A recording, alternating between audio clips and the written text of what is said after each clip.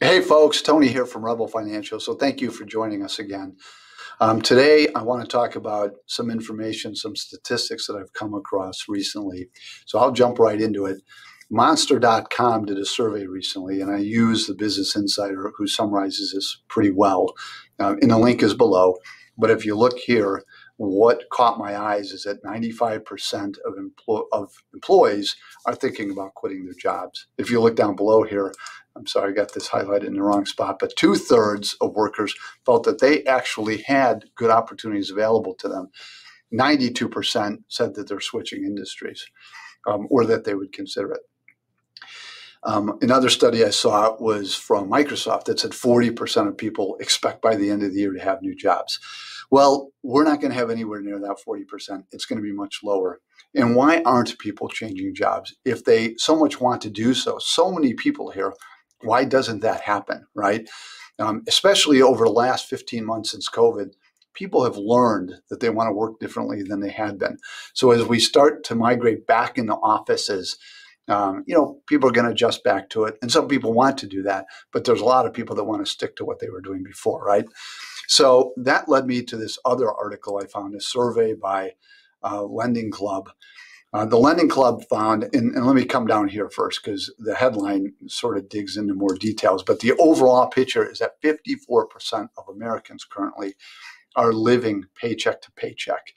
The reason I had this highlighted because it's not just people without a lot of income, it's people that make over $100,000 a year, 40% of them, right? So that's a lot.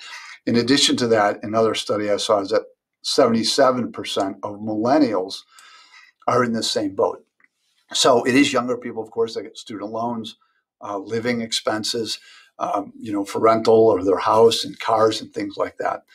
So why I'm talking about this today as a financial advisor, I see often as we have people come through our office that are living above their means. And I recognize that a lot of people are living paycheck to paycheck, not because they're spending frivolously, because they have those other expenses.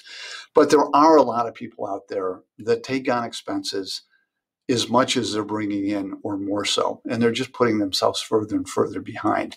So I don't think that we'll see nearly that many people leaving their jobs just because they're not necessarily in a position to do so. So what I want to encourage people to do is when we have clients come in as well, this is about getting control of your life. Try to see if there's a way within your budget, within your spending, if there's a way that you can cut back on what you're doing.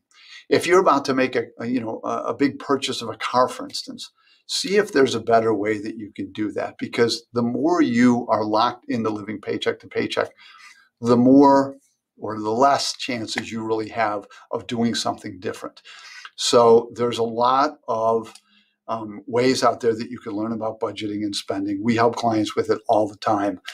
You're always welcome to reach out to us. But I encourage you, start taking the steps to do this. Start getting your financial house in order if you have the ability to do so. But even if you're living paycheck to paycheck, because you're locked into these expenses, you still need to be checking these things. So people are really not going to get ahead until they really have a good idea on what they're spending and where they can find ways to cut back. So anyway, we'd love to hear from you. So post any comments below. Of course, we always love getting new subscribers and hitting the like button if you like this.